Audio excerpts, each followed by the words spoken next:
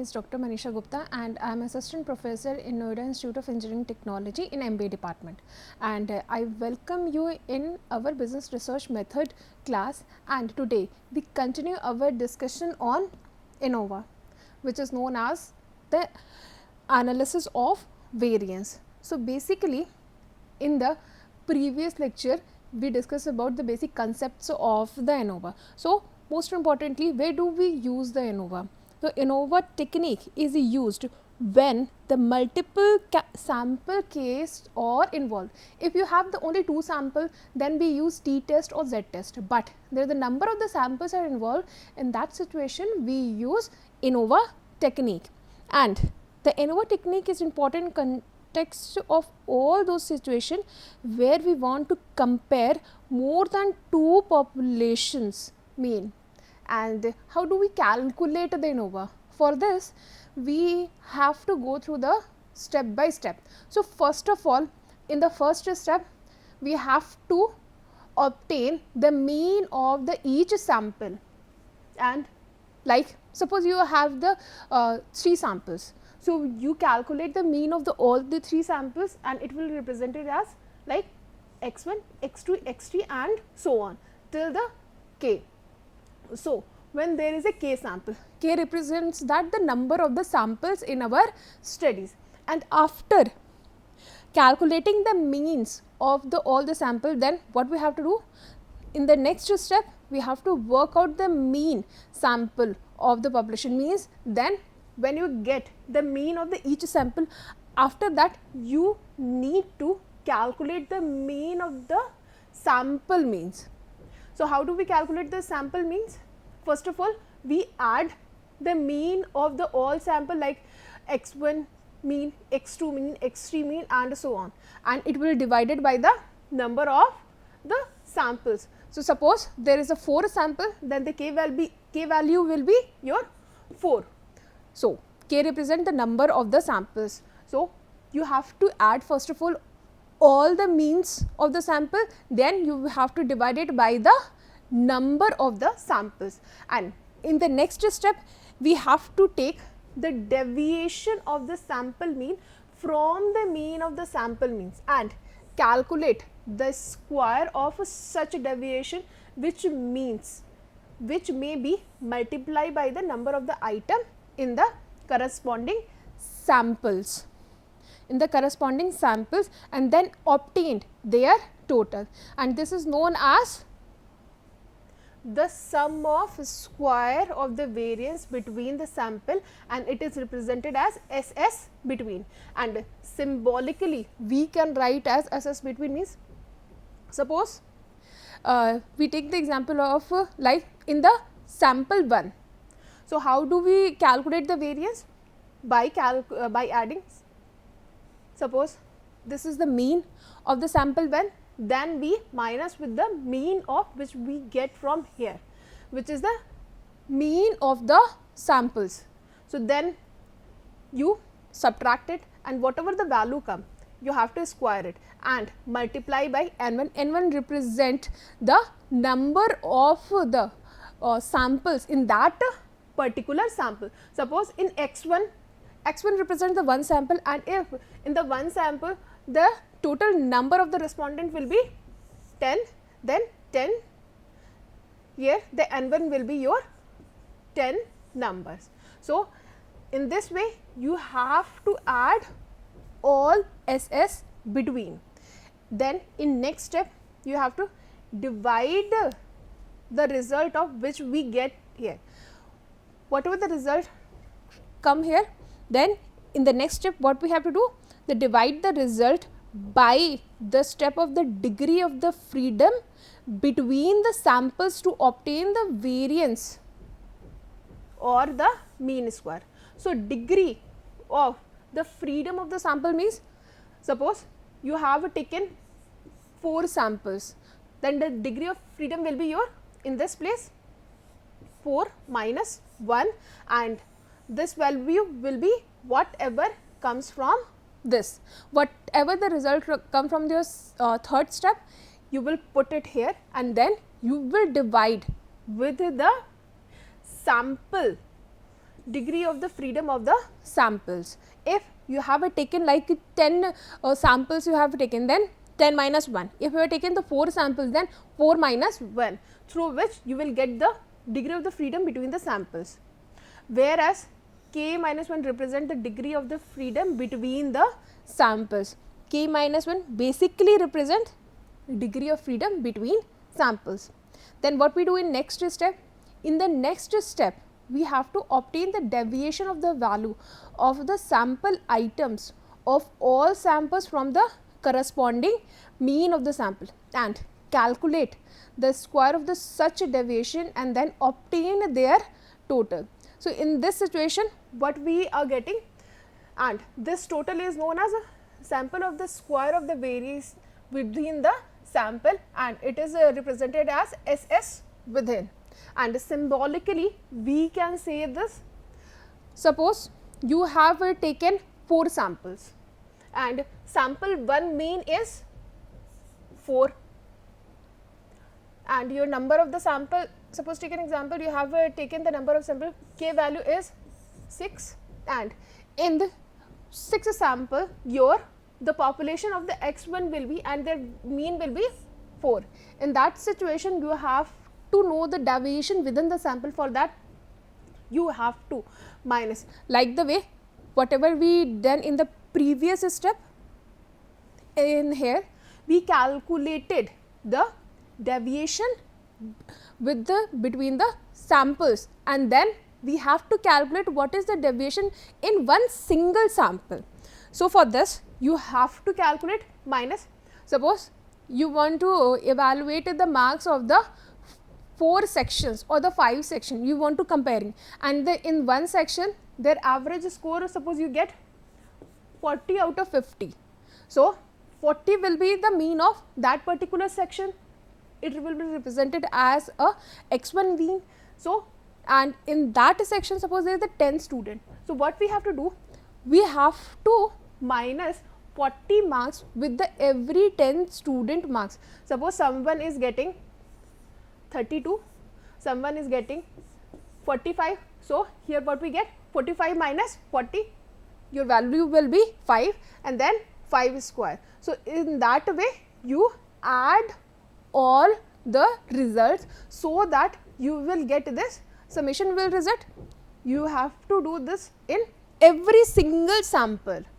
In this way you will get the SS within, means you will get the deviation in every single sample, and after that whatever the result you will get, or what is the whatever the value you will get with the for the SS within, then divide the result, means the value of this step divided by the degree of the freedom within the sample to obtain the variance or the mean square, which is represented as a MS within the sample, and the symbolically it can be represented as MS within is equal to your SS within minus degree of freedom. Suppose you have taken 6 sample in, and in every sample there are the 10 student or the 10 respondent. So, 10 into 6, 60, and here you will get 60, and you have the 6 sample, 60 minus 6, your value will be become 54. So, in this way you are going to calculate MS within, and whereas n minus k represent the degree of the freedom within the samples. It represents the what is the degree of freedom within one sample. Then n total item of the all the sample, means you have to calculate the total number of the respondent in every single sample. In one sample suppose 10 respondent, in the second sample suppose 20 respondent. So, you have to add all the number of the respondent to get this n, and after getting this n you will minus it with the number of the or the type of the samples, and k is the number of the sample. And after that you get your ms within, and in the next step what we have to do for the checking the sum of the deviation of the total variance is also to be worked out by the adding the square deviation when the deviation of the individual item in all the sample has been taken from the mean sample, and the symbolically it is represented as, which is known as SS for the total variance.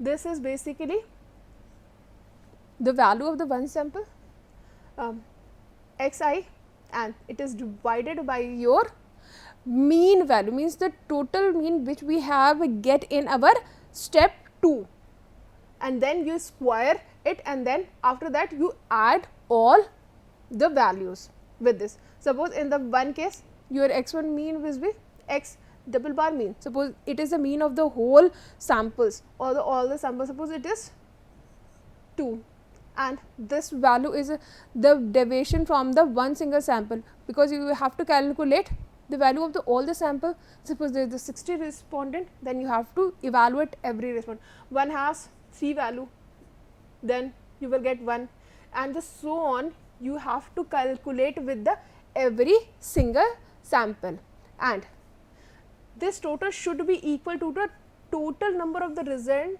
which we have achieved in step 3 and step 5 explained above, and the SS for the total variance is equal to SS between plus SS within.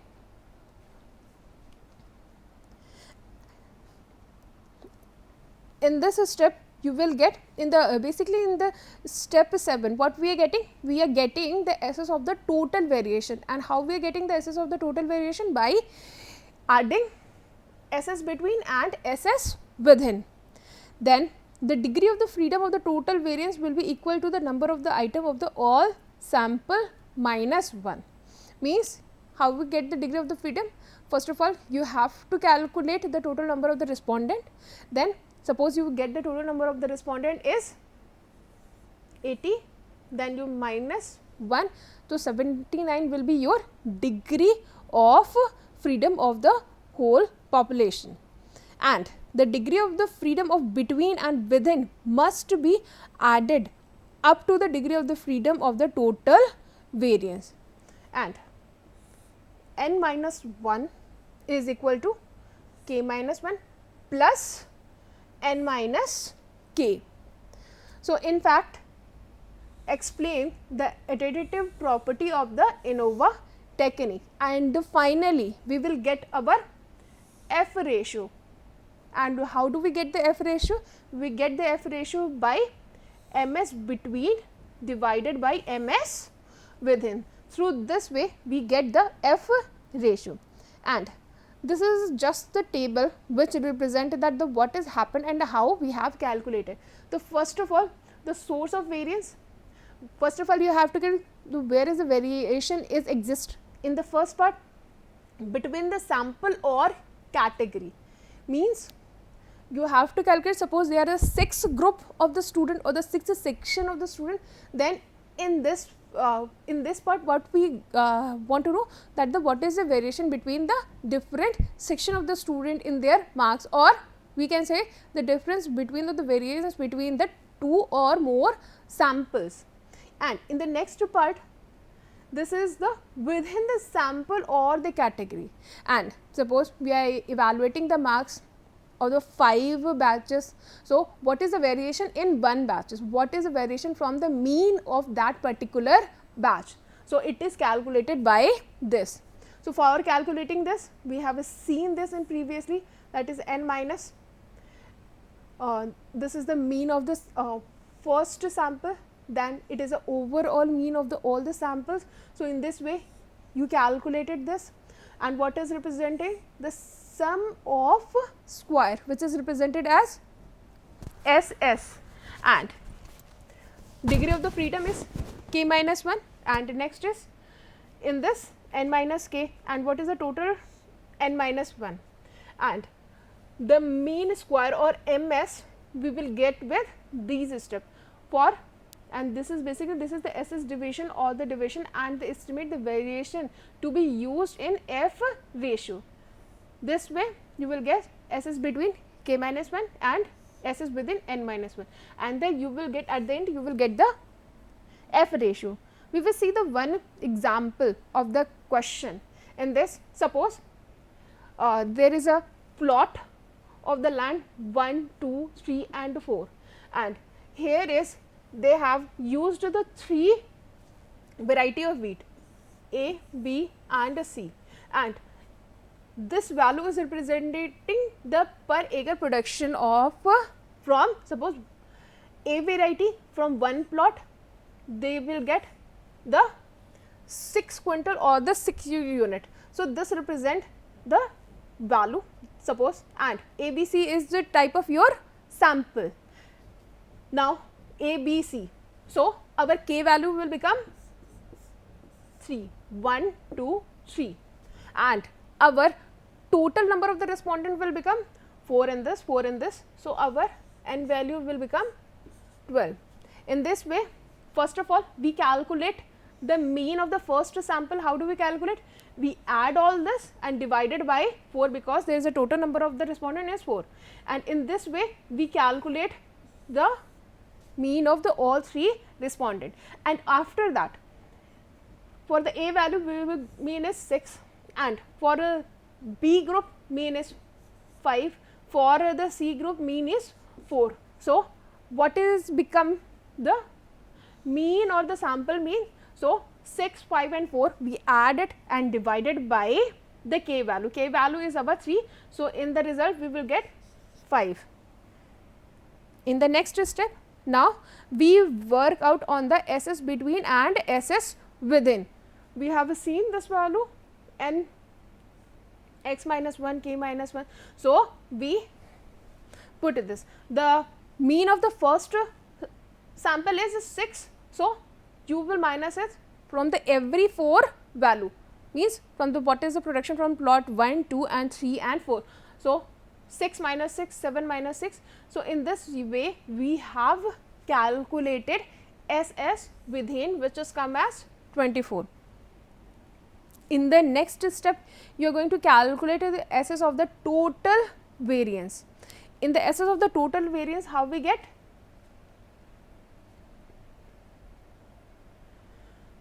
SS of the total variance we get by, this is the, this value is your our overall means, which is the 5 and 6. So, in that case we divide 5 with the every, we divide 5 with the every single value which we have taken from here in this step, so that at the end we will get 32. It is the SS of the total variance. Alternatively, the SS of the total variance can be worked out as this. The SS of the total variance is equal to SS between and SS within. You can also get 8 plus 24. So, you will get 32, and now we set in our table. So, the source of variation within the group, you will get SS value is 8, then within the sample you will get 24. The degree of freedom was there either 2. In the next step it is 12 minus 3 k, means n minus k 9, then MS you will get the total value you will get minus this the degree of freedom. So, you will get MS value is 4, then the same way you will get within the sample it is 2.64. Then how we calculate the F ratio? By dividing this value with this value. So, we will get the F ratio is 1.5, and after getting the F ratio we have to compare the F limit of the F table, and we will get the value from the F table, which is 4.26. So, the 4.26 is larger than this. So, in this case, when the calculated F value, which is less than the tabled value 4.6 at the 5% of the significance with the degree of the freedom V1 and V2, and then we can say that the result is supported the null hypothesis. Whenever the F ratio value is less than your table value, the F table value, if the F ratio value is less, then you have to accept the null hypothesis, and if the F ratio value is higher than this table value, in that situation we have to accept the alternate hypothesis. Next is our chi-square test. The chi-square is symbolically written as chi pronounced and the chi-square. It is a statistical means used in the context of the sample analysis for the comparing the variance of the theoretical variance, and this is basically the example of non-pragmatic test and can be used to determine if the category data should show the dependency on the two classification are the independent or not, and it can be used to make the comparison between the theoretical population and the actual data when the category are used. Thus, we can say that the chi-square test is applicable in the large number of the problems, and in fact, the technique through which it is used is possible in all researches, such as it is used to test the goodness of the fit, means the result is fit or not. Then they test the significance of the association between the two attributes, the what is the significance difference or the relation between the two attributes. Then test of the homogeneity or the significance of the population variance, means it is also used to test is our population is homogeneous or there is a significance difference in that. The chi-square value is often used to judge the significance of the population of the variance, and we can use the test to judge if the random sample is drawn from the normal population with which the mean this and with the specific variance which is theta square, and in the bottom there is a p. So, the test is based on the chi-square distribution. Such distribution we encounter when we deal with the collection of the value that involve adding up square. So, how do we calculate the chi-square test? And basically we can say that in the chi-square test the distribution is not symmetrical, it differentiate with the degree of the freedom. Suppose if you have the degree of freedom 1, then it will be moved like this, and whenever you are increasing the degree of the freedom, then your slope is also changing in this way. And how do we calculate the degree of the freedom? For the calculating the degree of the freedom or to test the null hypothesis, suppose we are taking the null hypothesis that the both the value are same. So, in the chi-square what we have to do? We have to divide both the value and it should be multiplied by the degree of the freedom, and n minus 1 is basically the degree of the freedom, and first value is variance of the sample and the second value is the variance of the population, and this is how we calculate the chi-square test. And now this is the basically the end of our hypothesis testing. So, in the last we are going to study the few more points of the hypothesis testing, like how we construct the hypothesis. In the first step, before constructing the hypothesis, we have to go with the review of literature, and when we go with the review of literature, we identify the gap in the literature, then we narrow down these gap. The gap is basically the difference between what is a present situation is, and gap is basically represent there is no research done in that particular field. If you find the gap in the research, then what we do next? The research problem need to be the stated in terms of the research objective. You identify the gap, then you present it as a research problem, and it should be represented in terms of our research objective of the study. After that, the following research question: identify your dependent and independent variables, and when you identify the dependent and dependent variable, then you can frame the statement of the hypothesis that reflect the prediction and it should be testable, and the result of the hypothesis testing directly help to answer the research question and you will be able to draw the conclusion from them. When you are constructing the hypothesis, few points we have to consider. First is the hypothesis should be precise and it should be in a very simple terms. The hypothesis should propose a relationship between the variables which we have identified before formulating our hypothesis. Then the scope of the hypothesis should be specific and it should be narrowed down. We do not take the very broad concept in our hypothesis testing, we have to narrow down our research. In the next step, the hypothesis should confront the research question.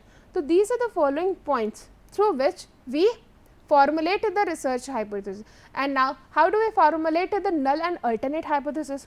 The null and alternate hypothesis is basically based on that in the three ways. We are taking the three ways. First is depending upon whether we believe that the one population mean is, if you are comparing the mean of the different population, then the first is we comparing the mean, means one population mean is greater than the other population mean, or you are suggesting that the both the population means are equal.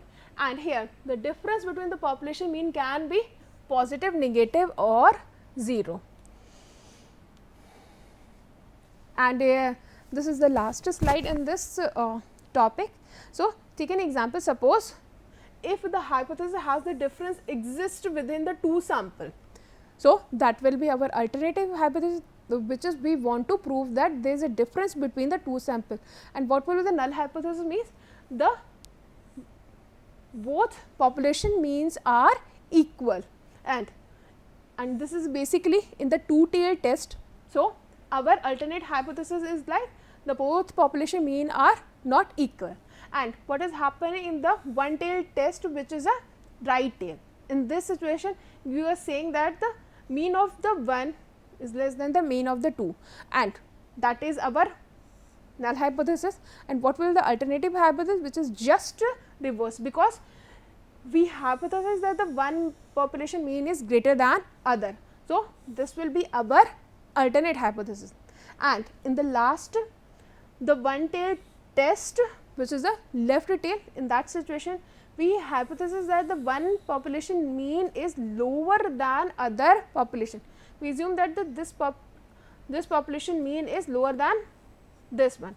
So, our alternate hypothesis will just reverse that this population mean is higher than due to the second population. So, this is all about our hypothesis testing. I hope you are able to understand all the concept of the hypothesis testing, and hypothesis is one of the most important topic in the research. So, I hope you will get all the information you needed. Thank you everyone.